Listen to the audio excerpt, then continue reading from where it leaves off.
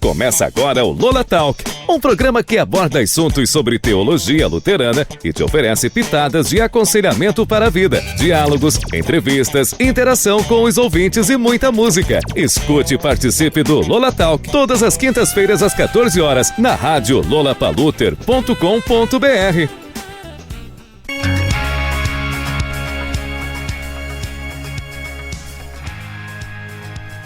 Boa tarde, gente querida que nos ouve nessa tarde. Estamos aqui com vocês mais uma vez, João Pedro e eu. E nós estamos aqui no Lola Talk, na nossa rádio Lola Paluter, aqui no bairro dos Pires, Limeira, São Paulo. E hoje vamos conversar sobre a Reforma Luterana e os seus 4 solas.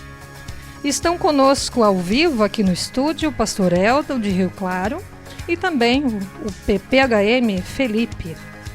Daqui a pouco nós vamos conversar com eles e vamos nessa, João Pedro. Boa tarde, tudo bem? Muito boa tarde, Elf. Muito boa tarde a você, ouvinte da Lola Paluter. Nesta quinta-feira, vamos para mais um Lola Talk neste dia de hoje. Vamos começar ouvindo uma música, um hino de louvor. Daqui a pouco a gente volta.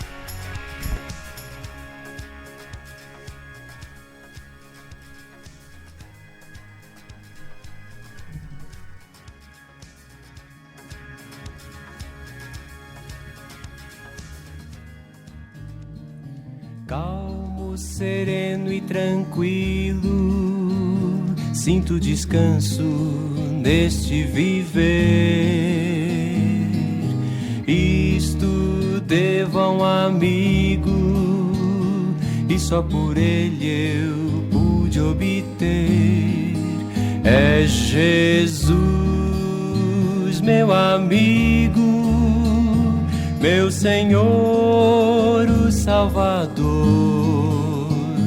Só por ele ganhei a vida eterna com Deus.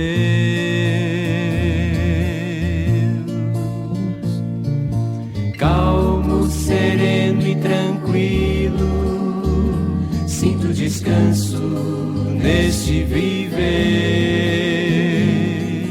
Isto devo a um amigo, e só por ele eu pude obter.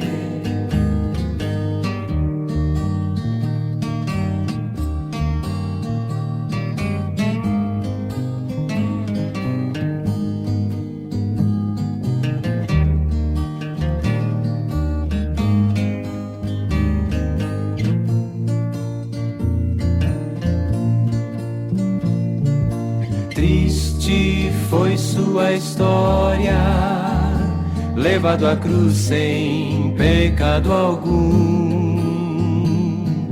Só porque me amou, morreu por mim e não hesitou. Ele é Jesus, meu amigo, meu Senhor, o Salvador. Só por ele ganhei a vida eterna com Deus, com Deus, com Deus. E é isso, João. Calmo, sereno e tranquilo. Você tá bem, João? Ah, Tudo sempre certo? calmo, sereno e tranquilo, né? E assim a gente espera também que você, ouvinte, que também esteja calmo, sereno e tranquilo. E nessa tarde nós vamos conversar sobre o Dia da Reforma. Então, na terça-feira, dia 31 de outubro, celebramos os 506 anos da Reforma Luterana. E logo, logo vamos conversar, então, com o pastor Eldo e também com o PPHM Felipe, conhecê-lo um pouquinho melhor, né? Vamos falar sobre os pilares da nossa fé luterana, os 4 solas. E aí você também pode participar, você ouvinte que está conosco nessa tarde, pode participar com alguma pergunta, sugestão de um hino, mandando seu boa tarde. Mas também a gente lembra como você pode participar, né, João? Exatamente, você pode estar participando através lá do nosso Instagram, @lolapaluter, pode mandar um direct, nos seguir por lá também, e mandando um zap aqui pra gente, passando o número então pra você, 19 99763 7888.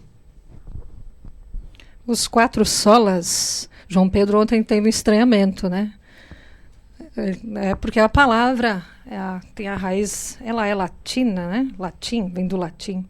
Então, nos remete à palavra em português somente. Então, nós temos os 4 pilares da reforma que, para nós, elas pontuam e também norteiam a nossa fé luterana e o nosso caminhar enquanto comunidades, igrejas luteranas, em especial a nossa ISLB, as nossas comunidades. Então, nós estamos aqui, agora queremos também cumprimentar os nossos convidados dessa tarde, o pastor Eldo e também o Felipe. Pastor Eldo, que está em Rio Claro há muito tempo já, né? Depois ele vai falar um pouquinho daqui a pouco. Então, ele conhece muito bem aqui a comunidade dos Pires, conhece Limeira, muito também aqui já pôde também pastorear, né? Entre temporadas, entre pastores, chegadas, saídas, ele fez aqui o atendimento pastoral. E é isso, iniciemos o nosso diálogo nessa tarde. Bem-vindo, pastor Eldo. Boa tarde, Felipe.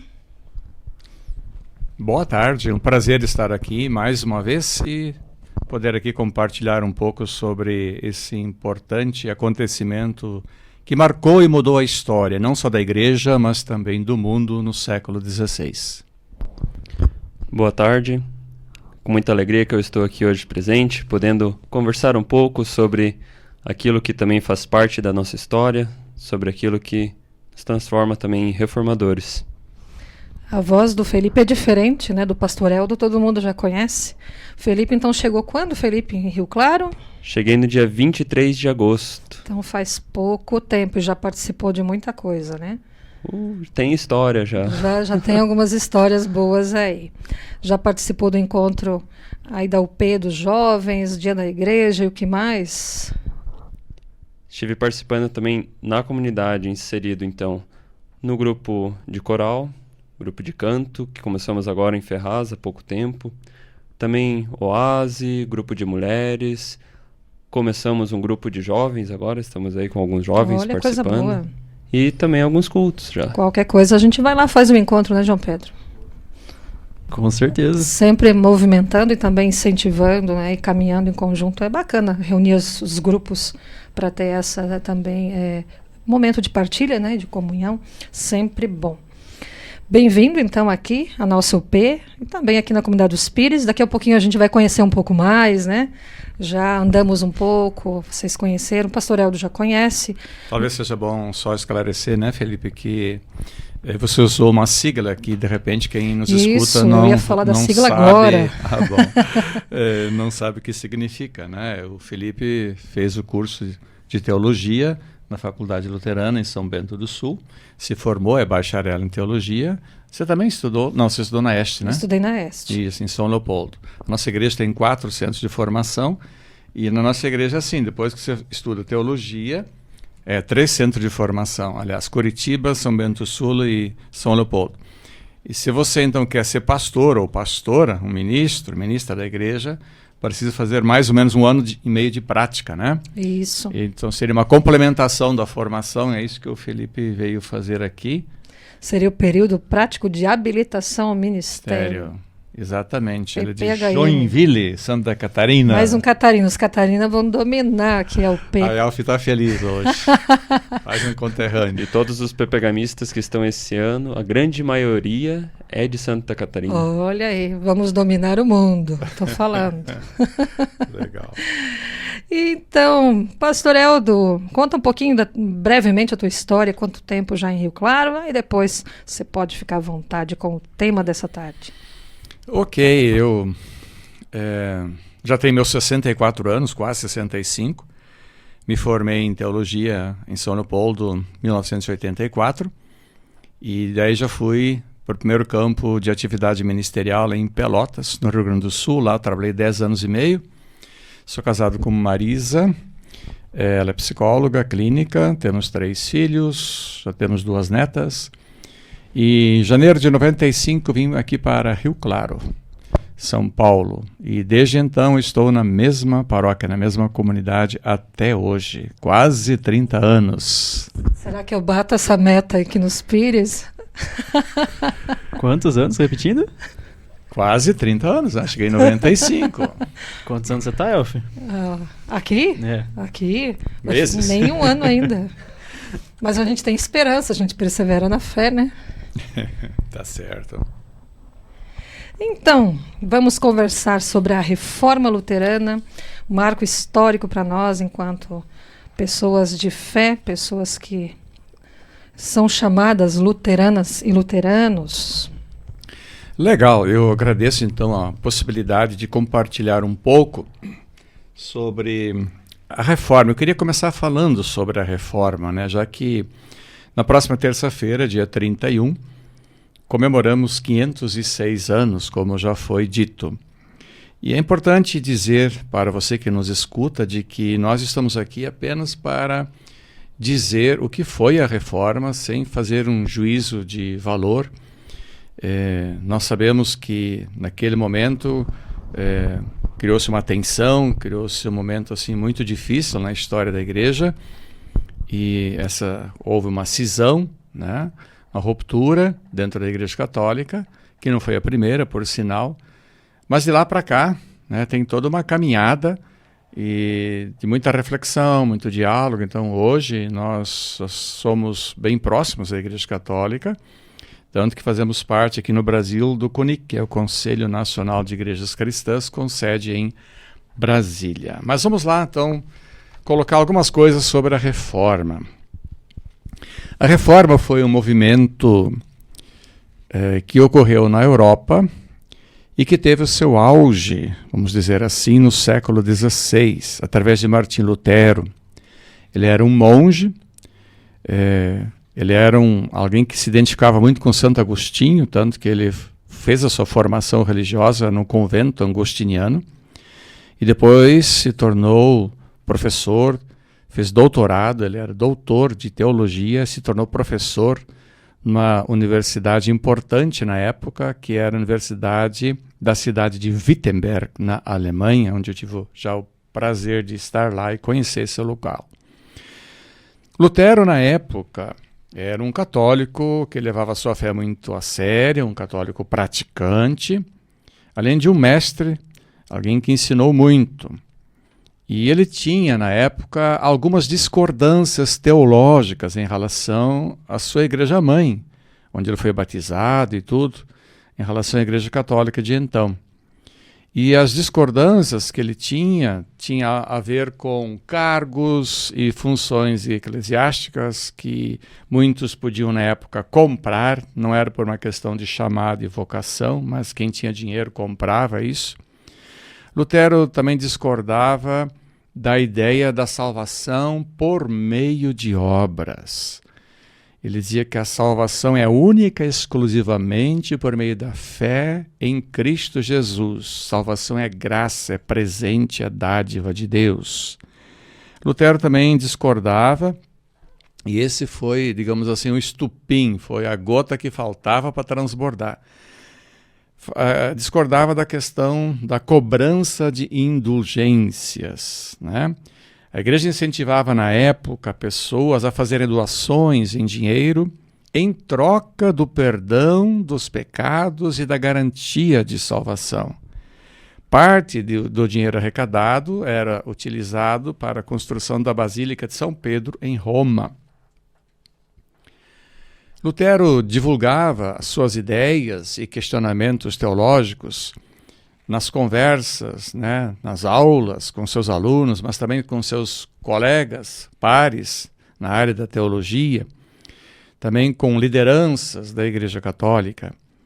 E chegou um momento onde, dentre vários textos, vários livros que ele escreveu 95 teses. E ali colocou o seu posicionamento teológico, questionando dogmas e práticas religiosas que eram praticadas e eram ensinadas na Igreja Católica de então.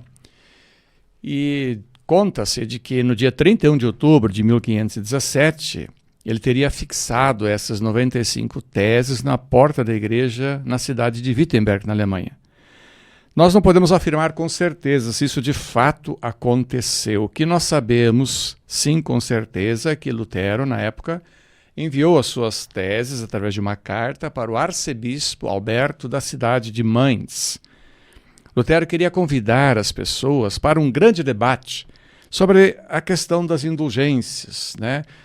Se de fato a indulgência poderia conceder e garantir o perdão dos pecados. E graças à imprensa, que já funcionava na época, né, recém-descoberta, então as 95 teses e outros escritos, outros documentos de Lutero puderam ser rapidamente, digamos assim, compartilhados e se tornaram populares, né, do conhecimento do público. É importante dizer que Lutero, na época, não tinha de forma alguma o objetivo de promover um rompimento ou dividir a Igreja Católica. Não queria criar cisão. Ele apenas queria combater práticas que ele considerava inadequadas para a fé católica. O que ele queria era que acontecesse uma reforma dentro da Igreja Católica, o que infelizmente não aconteceu. Mais tarde, a Igreja Católica reage e ela se manifesta, e aí tem algumas mudanças, acontece uma certa reforma na Igreja Católica da época, né? Lutero queria dialogar, né, com, né, os clérigos aí para poder chegar a um consenso, então, né, para que pudesse a Igreja também entender, né? Lutero tinha um grande amor e um grande respeito pela Igreja, pelas autoridades constituídas. E ele queria o bem da Igreja. Com certeza. Ele queria, na verdade, que a Igreja voltasse a ser fiel. Ele percebia desvios, porque a Igreja é de Deus, mas em grande parte ela é conduzida por nós, seres humanos, que somos pecadores e somos falhos, né? Nós erramos. Então, na época, infelizmente, as lideranças que estavam à frente da Igreja não foram 100% fiéis às Escrituras, por exemplo. E isso incomodava Lutero, que era... Por isso que ele foi compreendido como herege também, né? Exatamente. Porque ele ia contra o que essas pessoas, né, estavam idealizando. Foi tido como herege porque as autoridades eclesiásticas da época acharam que não procedia. Não havia razão, que Lutero estava errado. Então, na verdade, a primeira atitude da Igreja Católica foi refutar, foi não acolher o que Lutero dizia, não escutou, né? E achou que era uma heresia e... Ela não estava a fim de dialogar. E pôs Lutero para fora, foi excomungado, né? Mas depois, né, pessoas de bom senso foram refletir, né? E hoje a gente já tem posicionamentos da Igreja Católica oficial, a próprio Papa agora, onde reconhece que de fato a Igreja na época cometeu alguns erros, né? E que graças a Deus depois procuraram corrigir. Lutero nesse sentido contribuiu, mas o impacto das suas ideias não só repercutiu dentro da Igreja da época, mas também no mundo da época, né? O processo iniciado por Lutero deu abertura para mudanças profundas em questões políticas e econômicas na Europa do século XVI, né? Costuma-se atribuir a reforma protestante a Lutero, mas ele não foi o único responsável. Antes e depois de Lutero, várias pessoas contribuíram com o movimento da reforma. Podemos dizer que a reforma, de certa forma, começa, né, o seu processo já no ano 1000, assim poderíamos dizer, né? Foi todo um movimento, então, né? A gente pensa no ano 1000 ali, São Francisco de Assis, que já percebeu que não concordava com algumas coisas, e depois, anos 1100, 1200, começam a surgir as ordens religiosas dentro da Igreja Católica, que nada mais são do que uma escolha, uma decisão tomada de procurar viver a sua fé de uma maneira mais fiel ao que eles entendiam ser o Evangelho. Mais próxima do povo, né? E também da vontade de Deus, né? Então, eles não optaram simplesmente, vamos trabalhar com educação, não, vamos trabalhar com idosos, vamos cuidar dos doentes. Todas essas ordens religiosas tinham como intenção também preservar a pureza, a essência da verdadeira fé. E com isso eles se afastaram, de certa forma, do mundo, criando uma espécie de gueto Sim. para sobreviver espiritualmente, poderíamos assim dizer, né? Ainda lembrando de que, vamos supor assim, antes de Lutero tem os pré-reformadores, né? Aí nós temos anos 1300, 1400, gente que se levanta e que procura defender também alguns pontos em relação àquilo que achava que não estava certo dentro da Igreja Católica, né? Depois de Lutero também, vamos dizer assim, o movimento se espalha por vários lugares, né? Antes de Lutero, a gente lembra de Pedro Valdo, por exemplo, um rico comerciante de Lyon, na França, que no século XII se converteu, abandonou tudo para seguir a vida eclesiástica, praticou o voto de pobreza, renunciou aos bens materiais, vestia-se de roupa simples e se tornou um pregador do evangelho. E hoje tem comunidades valdenses ainda, Sim, espalhados ainda pelo tem. Brasil, no Rio Grande do Sul tem, Sim. aqui na América Latina tem algumas dessas comunidades, né? Além de Pedro Valdo, nós temos outras pessoas que criticaram a igreja, como John Wycliffe, John Hus, e assim por diante. E muitas dessas pessoas, antes de Lutero, que se levantaram, questionaram a estrutura da igreja, a hierarquia da igreja, o poder da igreja. A igreja, na época, a gente tem que imaginar assim, ela era muito poderosa. Ela mandava e desmandava no mundo, na política, na economia. Ela tinha quase que a última palavra, né? Então, aqueles que se levantavam contra eram perseguidos. E aí vem Ela o período da exercia Santa Inquisição, né, onde Sim. muitos foram mortos ou excomungados. A igreja, então, exercia um poder sobre o Estado. Sim, a igreja era muito poderosa, né? Existia uma influência sobre o poder secular, só que no século XVI ela estava perdendo um pouco de força, porque foi o tempo em que surgiu o movimento da Renascença, né? Onde a questão do ser humano, da autonomia, da liberdade de pensamento, começou a surgir a ciência, então a economia mudou radicalmente, muita coisa nova surgiu com a imprensa também, né? Novas ideias, novas formas de enxergar o mundo passaram a ser difundidas na época, né? As estruturas políticas, econômicas, sociais e culturais que marcaram o continente durante a Idade Média começaram a ser aos poucos substituídas, né? Havia uma expansão econômica e politicamente novos interesses e novas formas de governo passaram a se consolidar.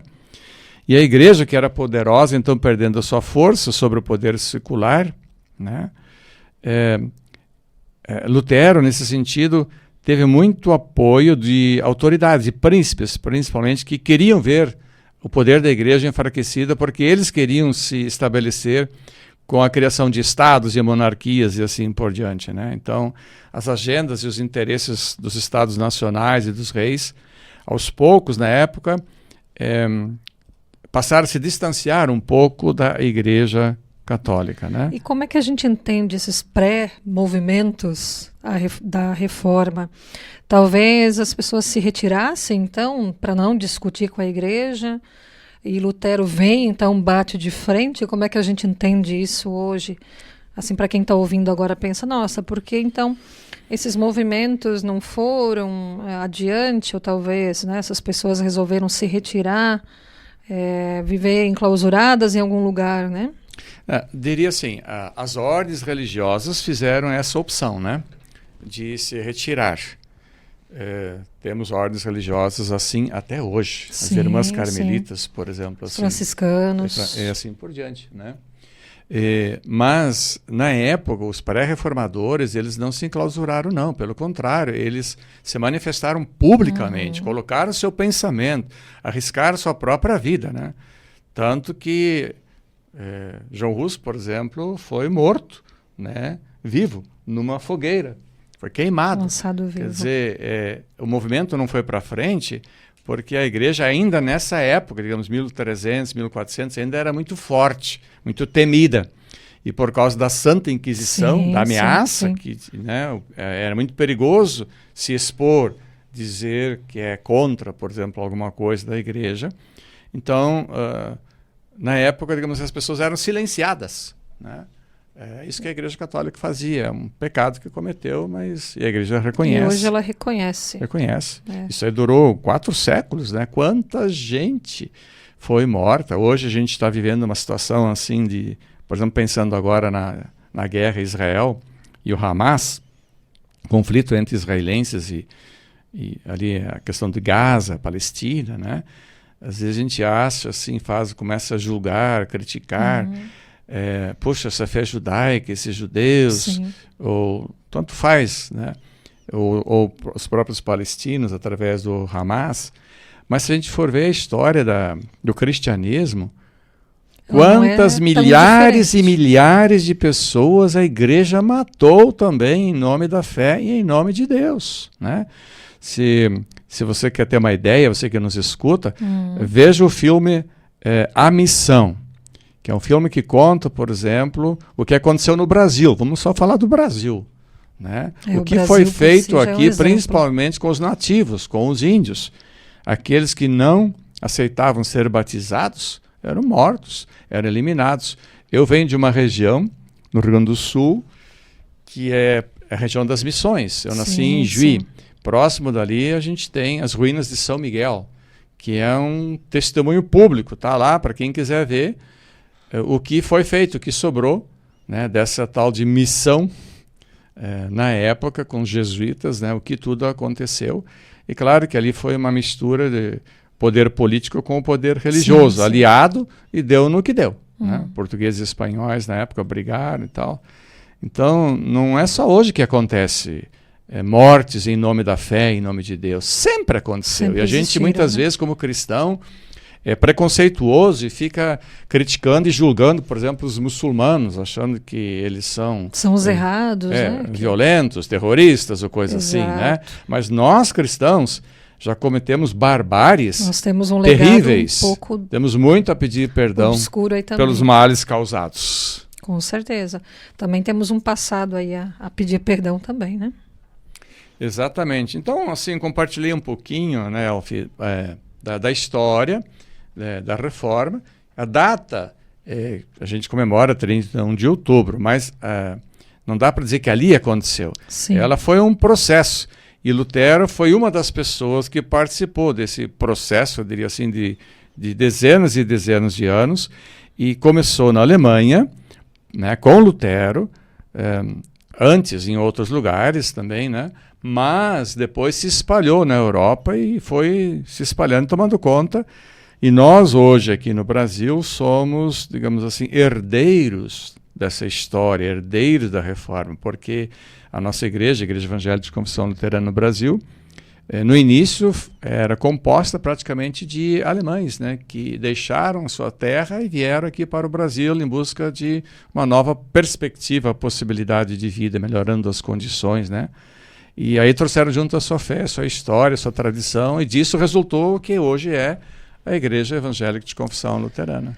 E diz que Lutero, a história conta, que ele fixou as 95 teses na porta do castelo, provavelmente entre essa data, né, e até o dia 2 de novembro, porque por ali passariam muitas pessoas, né, pelo dia, então, que se dizia Dia das Almas, né?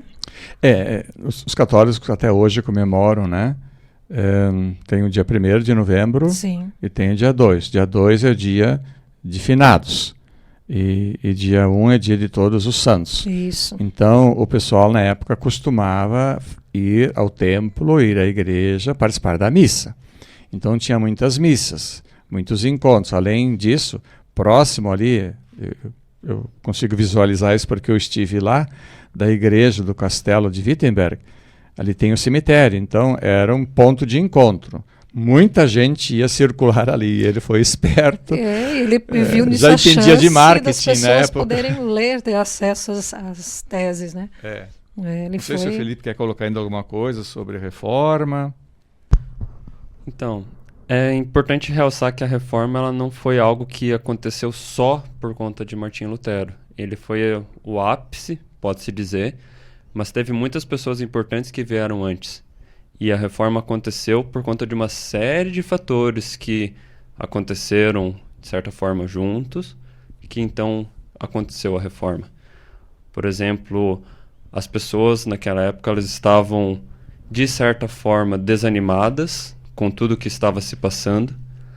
Também as pessoas que estavam em ramos políticos estavam desanimados, e isso já acabou gerando muito apoio para que acontecesse a reforma. Junto com o fato, então, de há pouco tempo ter sido criadas as formas de imprensa que poderiam escrever os textos e espalhar isso de forma muito eficiente, fez com que os textos de Lutero, os escritos, chegassem a muitas pessoas antes de conseguir ser calado. Outra coisa que auxiliou também na reforma é o fato da tradução da Bíblia. Com certeza. Que foi traduzida para o alemão. Histórico também para. E que as pessoas, então, no dia a dia, nós, pessoas comuns, pudéssemos ler a Bíblia, então, na nossa língua. Isso foi algo que Martinho Lutero, então, também deixou de herança aí para as gerações futuras. E ele contribuiu muito também para a questão da educação, né, a partir da tradução da Bíblia. Então, tem um trecho que fala, né, que o cristão ele deveria saber ler, né, para poder entender a palavra, mas não só nesse contexto da comunidade de fé, da igreja, mas também para que ele pudesse estar, né, esclarecido também em relação à sua postura, né, na questão de contestar as coisas que aconteciam também na sociedade, nessa questão política e econômica. E ele usa até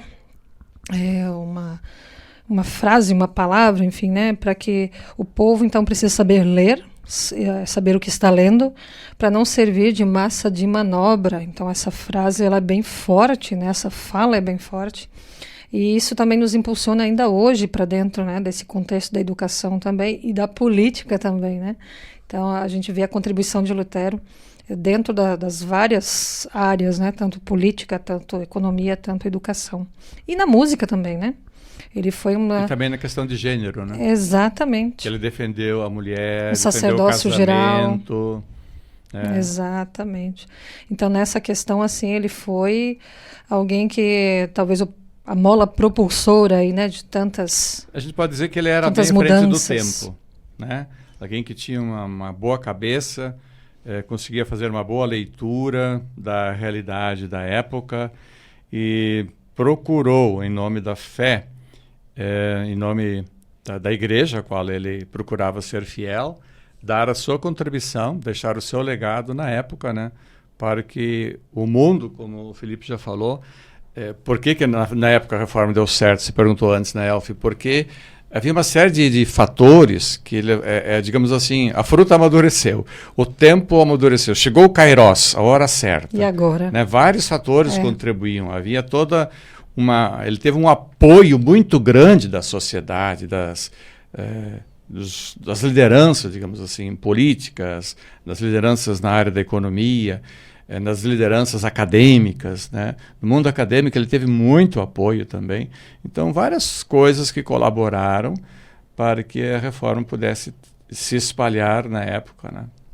Não era a intenção criar um racha na igreja, mas infelizmente, como ele não foi acolhido, não foi escutado, foi excomungado, muita gente acabou saindo da igreja também, então se tornaram, digamos, uma igreja católica dissidente, separada, e que com o tempo foi se distanciando em algumas coisas da igreja católica de então, e veio a se configurar, se estruturar numa igreja evangélica, que dá para dizer que foi uma das primeiras igrejas evangélicas a surgir no mundo. Sim.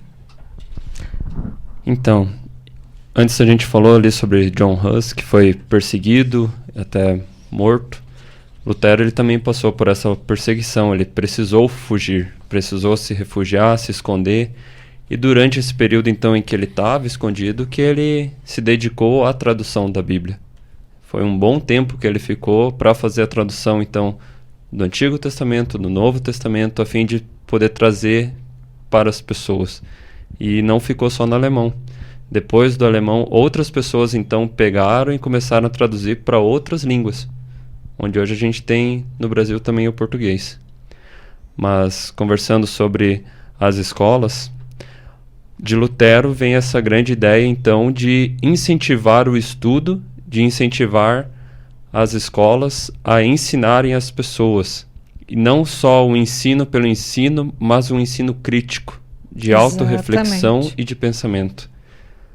Hoje, na nossa cultura como luteranos, é comum ver, ao lado de igrejas, também a presença de escolas. E isso é algo que sempre chama atenção. Isso que diferencia também a chegada, né, dos primeiros imigrantes ao Brasil, ao lado de cada igreja, uma escola. Então, vamos nós. O hino não é... Eu acho que antes de entrar, então, no tema praticamente, né, que é os 4 solas da Escritura, somente a Escritura, somente a fé, somente a graça e somente Cristo, para conversar sobre esse tema, tem uma música muito legal da Igreja Evangélica Luterana do Brasil, né, que fizeram um concurso nos 500 anos da Reforma, e essa música ganhou o primeiro lugar. E eu acho uma música muito legal, que vai falar sobre... Para nós, Igreja Luterana, nós consideramos 4 solas. A Igreja Reformada, a Igreja Presbiteriana, no caso, no Brasil, acrescenta mais um, né, que é a Deus toda a glória. Vamos escutar essa música, ela já vai falar um pouquinho sobre o conteúdo, a mensagem, depois a gente conversa um pouco mais. Mas temos participação, João Pedro? Vindo de Santa Catarina, vocês que são de Santa Catarina, a Juliana, lá de São Bento do Sul, mandando um abraço aqui pra gente. Olha, abraço São Bento. Terra fértil abraço, de Juliana. Santa Catarina.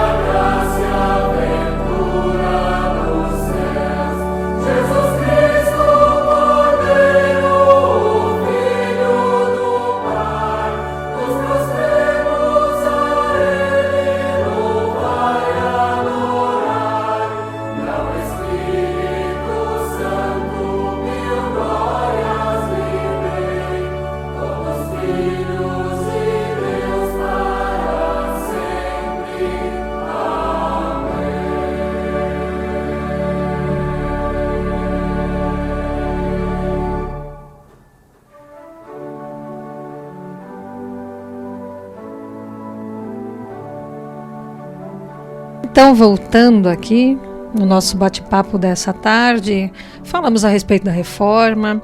Agora nós vamos olhar com mais atenção, conversar um pouco mais e aprender sobre os 4 solas, os 4 somente. Abraço a quem nos ouve aqui dos Pires, a quem nos ouve de fora dos Pires também. Seja sempre bem-vindo aqui no Lola Talk, na nossa Lola Paluter. Pastor Eldo. Muito bem, vamos seguir então. Primeiro eu queria deixar claro de que, ao falarmos sobre esses 4 princípios ou postulados de fé, né, a gente fala de pilares de fé, isso não foi criado por Lutero, né?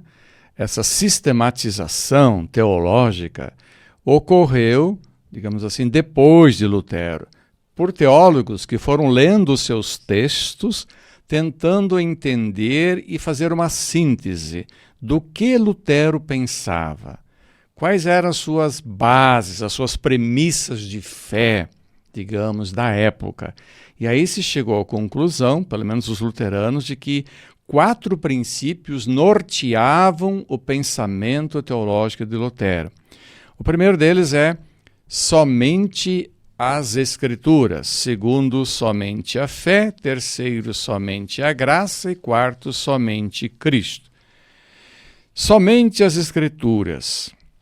Por que Lutero defendia isso na época? Temos que entender que ao longo de muitos séculos havia, digamos assim, gradualmente sido adotada uma relação entre igreja, escritura e tradição. A tradição era concebida como uma segunda fonte de revelação, e o Papa e o Magistério Supremo da Igreja, formado por bispos, arcebispos e cardeais, se colocavam na época como autoridade final, autoridade maior, em questões de fé e prática.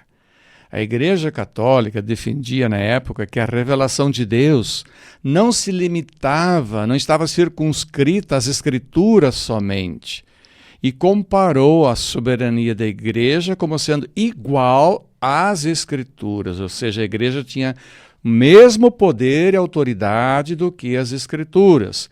O Papa tinha o mesmo poder e autoridade, se não mais até, porque se acreditava na época na infalibilidade papal. Se dizia que ele era o verdadeiro e único sucessor de Cristo, né? Acreditava-se na época que aquilo que os concílios e as decisões de concílios, os quais Lutero criticou, porque ele dizia num concílio se aprovava uma coisa e no outro já se desaprovava. Então, isso tinha o mesmo peso das Escrituras. Daí Lutero dizia, não, peraí, gente, aí não posso concordar com isso.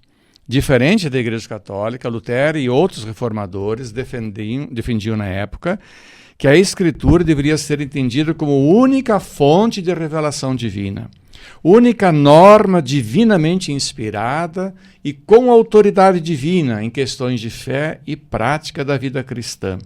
Para Lutero e demais reformadores, a Escritura era que tinha autoridade final, e não a Igreja, ou o Papa, ou os concílios. Claro que Lutero e também os reformadores aceitavam outras fontes como sendo dignas de consultas, análise e aplicação prática para a vida cristã, como as confissões de fé, por exemplo. Nós até hoje temos o Credo Apostólico, nós temos a Confissão de Augsburgo e o Credo Niceno e assim por diante, né? Também na época, escritos teológicos reconhecidamente fiéis às Escrituras Sagradas eram consideradas por Lutero e outros reformadores. O sola Scriptura, somente a Escritura, não significa que o cristão só pode consultar as Escrituras para buscar respostas para aquilo que busca. O cristão também pode consultar e analisar outras fontes, mas é a Escritura que deve dar o veredito final. É ela que tem a palavra final. A Bíblia é a palavra de Deus, inspirada pelo Espírito Santo de Deus, e somente ela, na nossa compreensão, pelo menos é assim, deve ser vista como a autoridade final. Só ela deve ser a regra de fé e prática da vida do cristão. Ela é o critério maior para dizer o que é de Deus e o que não é de Deus. E aí nós poderíamos pegar vários textos bíblicos que vão nos falar sobre isso, né? Jesus, na verdade, é a Escritura em pessoa. É a palavra encarnada, personificada, o verbo que se fez carne, né? Ele veio para cumprir tudo que a seu respeito estava escrito nas Escrituras. Isso está lá em Mateus 5, Lucas 24, Quando Jesus vai falando com os discípulos a caminho de Emaús, ele vai dizendo, olha, vocês não sabiam que já Moisés e os profetas falaram a meu respeito, né? Os profetas me anunciaram como Messias e assim por diante, né? Em João 5:39 a gente vai ler um texto que diz assim, Jesus diz que nas Escrituras você vai encontrar tudo o que você precisa saber acerca do Messias, e nós reconhecemos que Jesus é o Messias, né? Tem uma palavra bonita lá de 2 Pedro, talvez o Felipe pode ler para a gente, aliás, 2 Timóteo, capítulo 3, os versículos 16 e 17, vai nos falar da importância, que é o sentido que tem e qual é o papel, a finalidade que a Escritura tem para a nossa vida. 2 Timóteo 3, 16 e 17, pode ler para a gente? Toda a Escritura é inspirada por Deus e útil para o ensino, para a repreensão, para a correção, para a educação na justiça, a fim de que o homem de Deus seja perfeito e perfeitamente habilitado para toda boa obra. Então, toda a Escritura é inspirada por Deus e é útil para a nossa vida. Quer dizer, ela é a norma, ela é o critério. Agora, cuidado. Nós, como cristãos luteranos, não fazemos uma leitura fundamentalista da Bíblia, né? Nós não sacralizamos a Bíblia como um livro. Na Bíblia nós temos o que Deus revelou ao longo da história para o povo judeu e depois para o povo cristão, né? Então, toda e qualquer revelação, toda qualquer manifestação de Deus, fala de Deus, que se diz, olha, Deus falou.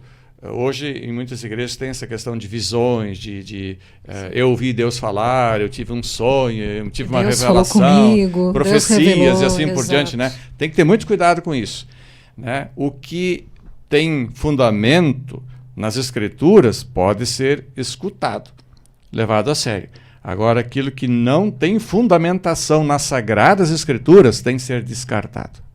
Para nós, a Bíblia é um livro sagrado, não como um livro em si, mas a mensagem que ela transporta, que ela carrega, a mensagem que ela compartilha, né? Vamos dizer assim, o que dela emana é sagrado. É Deus falando conosco. Então, a Escritura é para nós o que tem autoridade maior em questões de fé, em questões de salvação e assim por diante. E aí tem o segundo ponto, somente a fé sola fide. Lutero, quando leu Romanos 1, 16 e 17, fala que o justo vive pela fé, ele constatou que a salvação só é possível por meio da fé, que não é obra nossa, mas é obra de Deus em nós por meio do Espírito Santo. Então não podemos barganhar, comprar, trocar, nem sequer colocar em penhor, né? Por isso não fazia nenhum sentido a prática das indulgências na época. Exatamente. Né? Eu só vou receber o perdão só vai fazer sentido na minha vida, vou me apropriar dele a partir da fé. Né? A doutrina da justificação pela fé foi um ponto-chave de debate entre os reformadores protestantes e a Igreja Católica Romana no século XVI. Martinho Lutero e seus seguidores diziam que a doutrina da justificação pela fé somente é o artigo pelo qual a Igreja permanece ou cai. Na teologia católica, a fé não é um pré-requisito para a justificação. Para os católicos, o batismo é o ato eficaz e suficiente para trazer justificação, e a salvação é uma graça que é infundida e derramada em nossas almas no batismo. Mas os católicos ainda acrescentam dizendo que nós precisamos e podemos cooperar com essa graça. Ou seja, para a Igreja Católica, a justificação não é somente pela fé. É pela fé, mas não somente pela fé. A fé não é suficiente, ainda é necessário a nossa ação. Diferente, então, da Igreja Católica, na teologia protestante, a fé é absolutamente necessária e é a resposta eficiente e suficiente da pessoa para os efeitos da justificação. A justificação é única e exclusivamente pela fé e não por obras ou méritos nossos. A justificação só pode ser recebida e vivida por meio da fé. A Reforma afirma que somos salvos pela fé e que vivemos pela fé, confiantes na graça de Deus e no sacrifício de Jesus Cristo, que foi suficiente para garantir o perdão e a salvação. Ele, no seu sacrifício, pagou por todos os nossos pecados, nos absolveu da condenação eterna e da ira de Deus e nos redimiu por completo. Em síntese, a Igreja Católica, além da fé, diz que as obras de justiça são necessárias e são consideradas meritórias para a salvação. Já na teologia protestante, obras de justiça são vistas como um resultado ou evidência da justificação e regeneração que Deus opera, que Deus realiza em nós. Ou seja, nós vamos fazer algo em função, como consequência da fé. Os reformadores defendem que a fé é evidenciada pelas obras, sim. Fé sem obras é morta, já dizia Tiago. Se reconhece, né? As obras pela... Então, uma pequena distinção, diria assim, o católico também acredita que a gente é salvo pela fé, só que ele diz que nós também participamos no processo da salvação. Sim. E aí, nós luteranos dizemos não. A nossa resposta, o nosso sim ao sim de Deus, não é obra nossa, mesmo que a gente o diga, mas é obra de Deus em nós. Já é o efeito, né, da obra que Deus está realizando em nós. Ou seja, aquilo que fazemos não é nosso. Não é por nossa vontade, porque nós, como pecadores, não temos essa possibilidade. Só Deus para nos convencer mesmo de que a salvação é necessária para a nossa vida e de que só Ele pode nos salvar. Nós acreditamos que a salvação é totalmente obra de Deus. Nós não temos participação nenhuma a não ser receber e, em gratidão, vivê-la. E claro que vivendo, procurando dar bom testemunho, procurando viver de forma coerente, digamos assim, a fé. E aí vem um terceiro ponto, que é o somente a graça. Estou vendo aqui o relógio está tranquilo, correndo, né? A gente está ao vivo, a gente tem uma colher de chá. Dá para passar um pouco o tempo. Vamos ver. A Igreja Católica dizia que o ser humano, então, como estava falando antes, também capaz de cooperar com Deus na questão da graça para ser salvo. Os reformadores diziam, não, o ser humano não consegue cooperar com Deus para a sua salvação.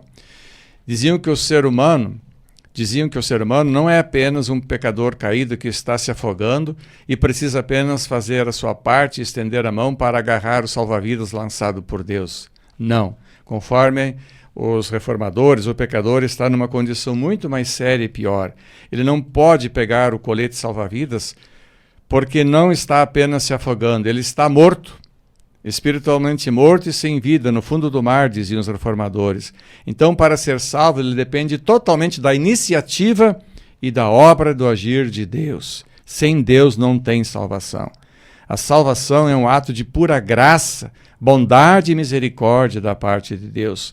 Não somos salvos de forma alguma por nossas obras. Já dizia Paulo, porque pela graça sois salvos, mediante a fé. E isto não vem de vós, é dom de Deus, não de obras, para que ninguém se glorie. A graça de Deus nos comunica que Deus fez tudo em nosso lugar. Deus é o único ator na graça, e ela é eficaz e não requer a nossa cooperação.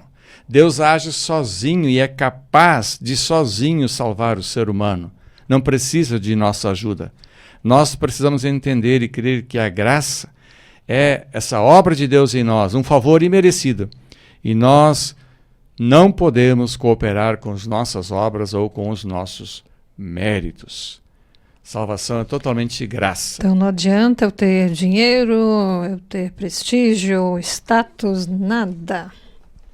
Não, ela é obra de Deus. Unicamente de Deus. Eu diria, os orgulhosos, nesse sentido, jamais vão ser salvos, porque o orgulhoso tem muita dificuldade de receber de graça.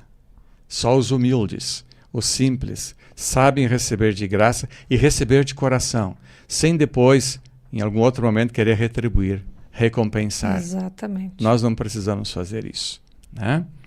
E aí tem um quinto ponto, depois a gente pode fazer um resumo. Felipe? Aliás, um quarto ponto. Queria falar uma coisa? À vontade. Vale realçar aqui que, ainda que você entregue a sua vida toda a servir ao próximo e a fazer boas obras, isso não te garante a salvação. Ela vem mediante a graça, a fé em Cristo Jesus. O quão dependentes nós somos de Deus. Nós temos que fazer boas obras, né? Fé e boas obras são dois lados de uma mesma moeda, né? A fé sem obras é morta, né? Exatamente, as obras elas vão evidenciar, elas vão dar testemunho visível de que a fé é real, ela é verdadeira, ela existe. Não é apenas um sentimento, um pensamento, uma ideia.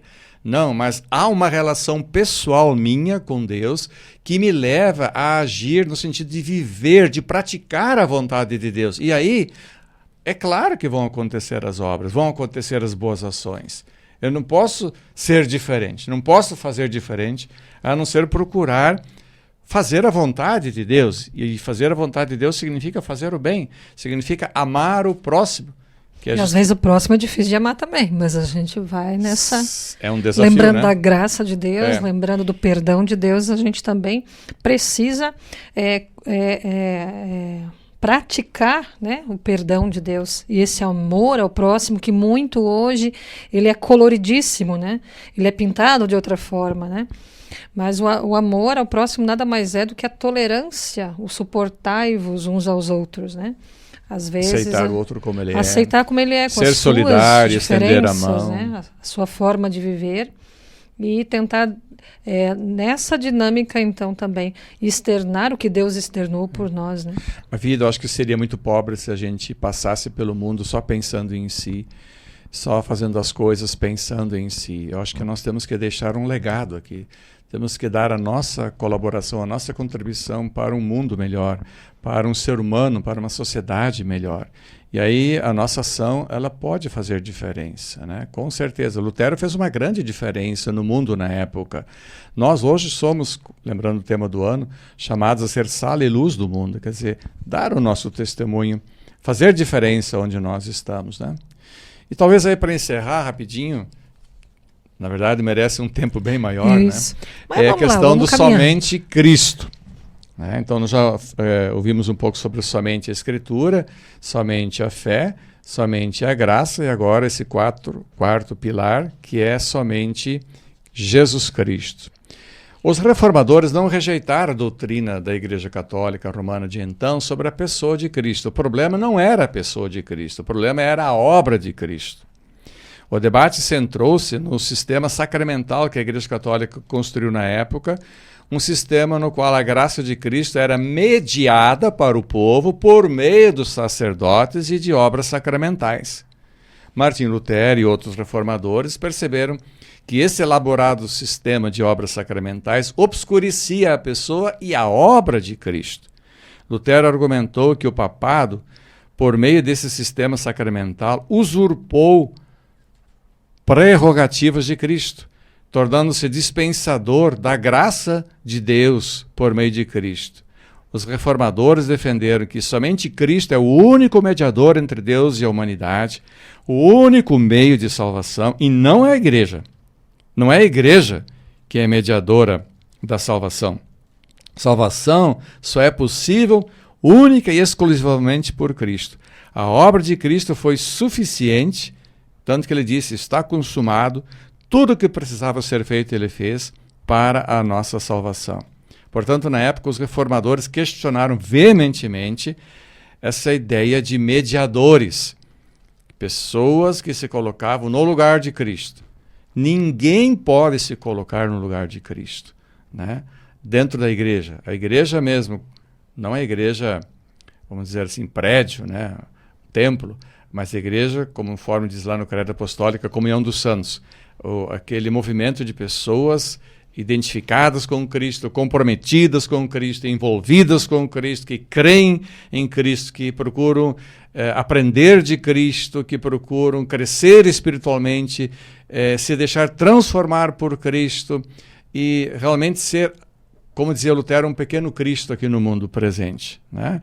Então, essas pessoas que realmente levam a sério a Jesus Cristo precisam entender de que ninguém pode se colocar no lugar dele, principalmente na igreja. A igreja é dele. E hoje o que mais a gente vê na mídia, né, igrejas neopentecostais, fazendo às vezes ali do próprio Jesus, né? Eu curo, eu faço, eu estipulo, eu mando, enfim, eu proclamo. Essa palavra foi um pouco esquecida para esse povo que diz que é protestante também, né? O apóstolo Paulo, 1 Coríntios 3:11, diz que Cristo é o único fundamento. E a gente não pode colocar outro fundamento, né? Paulo escreve a Timóteo, 2 Timóteo 2:5, dizendo que há um só Deus e um só mediador entre Deus e os homens. Ninguém pode fazer a mediação, nem você como pastora, Exatamente. nem eu como pastor. Nós estamos como instrumentos de Deus para falar em nome de Deus, mas quem realiza a obra da salvação na vida das pessoas É Cristo. é Deus por meio de Cristo. Quem fala ao coração, Deus nos usa, mas é Deus, a obra é de Deus, é Deus que tem que fazer isso, né? Não somos nós. Então, somente Jesus Cristo, ninguém pode se colocar como mediador de salvação, mediador de graça, a não ser Jesus Cristo. E aí, isso é, uma certa forma, uma crítica também, até hoje, né, para a Igreja Católica, que tem os santos como intercessores. Na verdade, no dogma da Igreja está assim, os santos são intercessores, o que nós já questionamos, né? Porque se eles são intercessores, então já teriam ressuscitado. Na verdade, Cristo e o Espírito Santo são intercessores e eles é que intercedem por nós.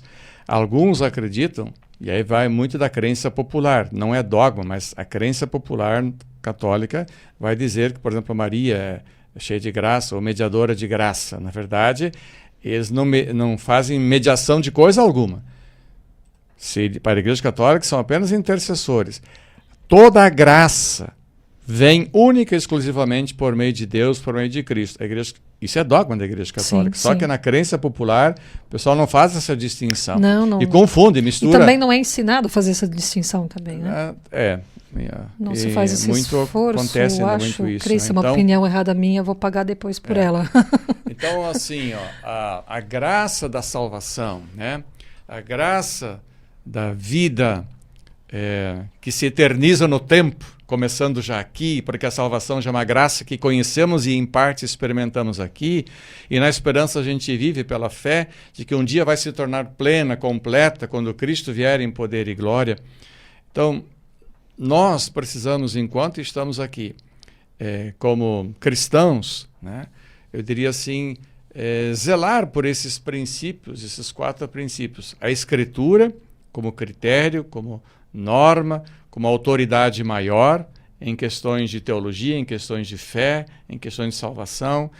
Nós precisamos entender que a fé, que é obra de Deus, é dom de Deus, não é uma coisa que a gente produz, é Deus quem produz isso em nós, pelo Espírito Santo. Nós precisamos cultivar a fé, manter essa fé viva, alimentar essa fé.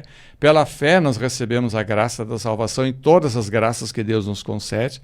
Entender que a salvação é presente, é doação, né?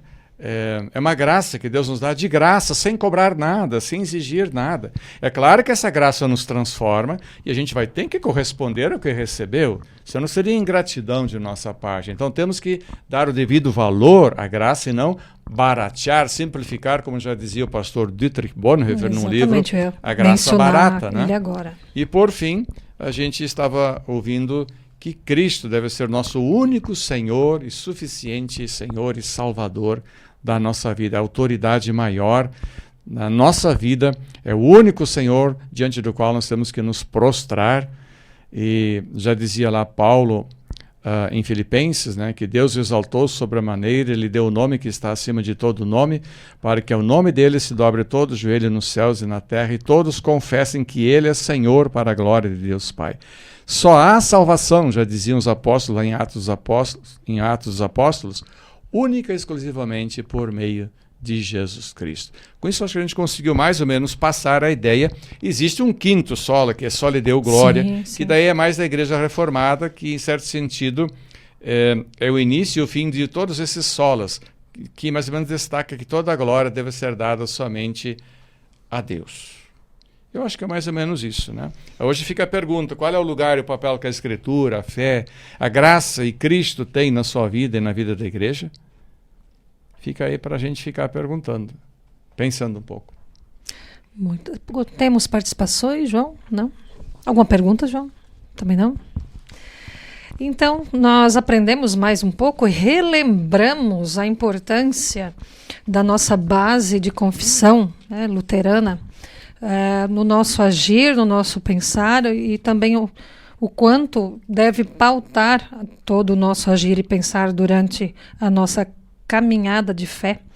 E sempre lembrando também, a reforma não é um dia para a gente lembrar só do Martinho Lutero, muitas pessoas só lembram dele, né?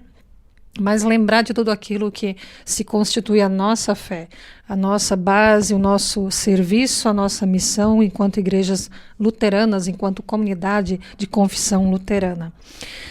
Para finalizar, falamos muito, né? Mas o tema da reforma é amplo demais para se resumir em uma hora. Poderíamos fazer em várias etapas mais, quem sabe vamos pensando. Cada um desses temas merece uma tempo, hora a mais, né? Para aprofundar mais. Com certeza. Pastor Eldo, Felipe, eu gostaria que vocês pudessem deixar uma mensagem para os nossos ouvintes, as nossas ouvintes, em relação a essa reflexão do Dia da Reforma. Muito obrigado aí pelo convite de vir aqui também falar.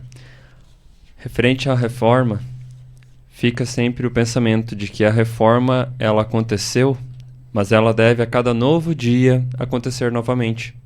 Refletirmos sobre as nossas atitudes, sobre aquilo que ouvimos e escutamos, e pensar se esses 4 solas que hoje estudamos se encaixam nisso também. A reforma ela aconteceu e também continua acontecendo, sempre de novo, voltando para a Bíblia. Ok, eu agradeço também a oportunidade de poder compartilhar um pouco, algumas reflexões, e dizer que esses 4 solas é o que nos caracteriza como cristãos e como igreja luterana no mundo, né? Então, se alguém quer ter uma ideia, o que é a igreja luterana? Qual é a sua identidade confessional? Esses 4 solas vão dizer qual é o nosso pensamento, as nossas bases de fé, digamos, pilares de fé, sobre o qual nós construímos toda a nossa fé, a nossa espiritualidade e a nossa vida cristã. Termino lembrando de que no ano de 2017, a Igreja Católica, junto com a Igreja Luterana, publicou um texto do conflito à comunhão, pensando na comemoração conjunta dos 500 anos da Reforma Luterana, né? E é um livro que eu recomendo porque ali fala um pouquinho o que a Igreja Católica pensa hoje e o que nós luteranos pensamos. E hoje nós estamos bem mais próximos do que no século XVI. Com certeza. A Igreja Católica também passou por várias reformas e vem passando. Por exemplo, um outro né? livro que eu tenho aqui é de 1999, uma declaração conjunta católico-romana e a Federação Luterana Mundial, onde faz uma declaração sobre a doutrina da justificação, mostrando também em que nós pensamos igual e no que nós pensamos diferente para entender. Então, a nossa fala hoje, né, não é uma fala assim para jogar dizer pedra... Dizer que está errado ou que está certo, né? Fazer um julgamento, apenas dizer assim, como nós pensamos, como nós entendemos as bases da nossa fé, o então, que nos diferencia, nos distingue da Igreja Católica. E tudo isso que foi trazido aqui também foi baseado, né, nessas fontes que aqui estão, né, nesses documentos que nós temos em mãos. Abraço para a comunidade Santo Antônio, que esteve conosco aqui também, celebrando dia 9 de setembro, junto com o IELB, conosco aqui nos Pires, um encontro bonito também de louvor, de oração, de mensagem e de comilança, que é o que a gente gosta, né, João? Depois de cada encontro, a gente precisa fazer uma mesa farta e aquele momento foi muito especial. Isso tem tudo a ver com Jesus, porque as falas mais importantes, os ensinamentos mais importantes de Jesus sempre aconteceram quando tinha comida, ao redor da mesa. Exatamente. Então, eu agradeço, Pastor Eldo, sei que também pudesse ali espremer a tua agenda para estar aqui hoje, nós sabemos como é. Também agradecemos ao Felipe, bem-vindo mais uma vez, e nós estamos sempre nessa caminhada enquanto P, enquanto sínodo, e também elaboramos muitas coisas em conjunto, não só com mulheres, também com jovens, e assim nós caminhamos dentro do ser luterano, né? E lembrando um pouquinho também o nosso logo, rapidamente, né, da comunidade, ela também inspira os 4 solas, tem as 4 colunas. né? Então, não é só uma igrejinha desenhada ali naquele logo. Então, ali tem um pouco da agricultura, aqui dos pires, né? O laranja e o verde, por causa da laranja e das hortaliças. E tem a igreja desenhadinha, com as 4 colunas ali bem visíveis, bem grifadas, que elas simbolizam os 4 pilares, né? Os 4 solas da nossa fé luterana. É isso, então. Vamos aos comerciais. No? Alguma participação? Então, lembrando, hoje o tempo estourou, né? Lembrando que no domingo não tem culto aqui nos Pires, não tem, é descanso da sonoplastia, da pastora, do presbitério, do louvor, menos do Nardão. Alô, Nardão, que está me ouvindo.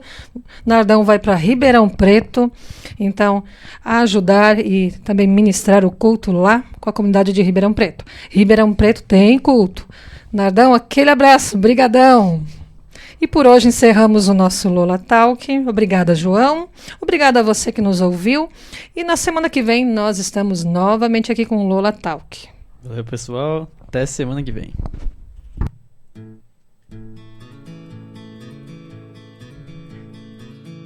Castelo forte é o nosso Deus, escudo e boa espada, com seu poder defende os seus, a sua igreja amada, com força e com furor, nos prova o tentador, com artimanhas traz e astúcias infernais. Iguais não há na terra.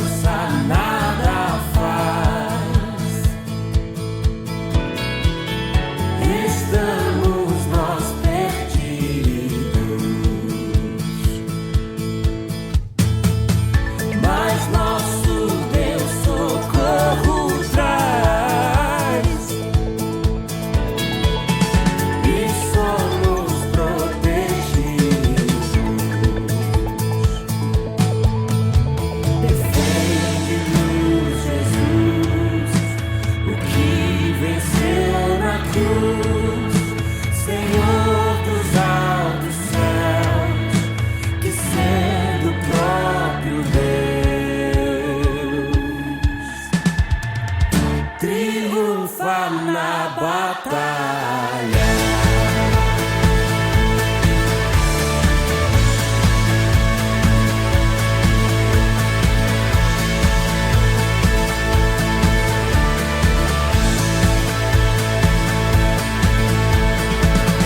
Sim, que a palavra ficará. Sabemos com certeza, pois ela nos ajudará com armas de defesa. Se temos de perder, família tens poder, embora a vida vá, por nós Jesus está